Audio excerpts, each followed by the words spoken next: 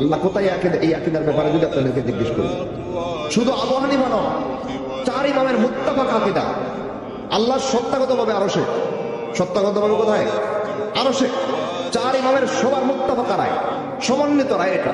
ইমাম মালিকের তো প্রসিদ্ধ কওল, আল ইস্তিওয়া মা'লুমুন ওয়াল কাইফু মাজহুলুন ওয়াস সুআলু আনহু বিদআহ।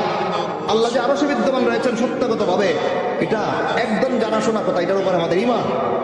কাইফিয়ত, কিভাবে আল্লাহ বসেছেন না শুয়েছেন না দাঁড়াইছেন, এই কথা জিজ্ঞেস করা গোমরাহি। কে বলেছেন? ইমাম মালিক। আবু হানিফার ফাতাওয়া তো আরো কঠিন। মাইয়াকুল আইনাল্লাহু লা আ'লাম ফাকাদ কাফার। আবু হানিফার ফাতাওয়ার সারাংশ কথা, আবু হানিফা বলেন যে ব্যক্তি বলবে আল্লাহ কোথায় আমি জানি না, হ্যাঁ কুফরি করছে। কেন? আল্লাহ নিজে বলছেন আল্লাহ আরশে। তাহলে আইনাল্লাহ এর মাসালায় আল্লাহ কোথায়, এর মাসালায় সালাফদের আকীদা, আবু হানিফার আকীদা, সাহাবায়ে কেরামের আকীদা, রাসূলের আকীদা, কোরআন সুন্নাত খায়রুল কুরআনের সবার আকীদা তো এক ছিল। ছিল কি ছিল না?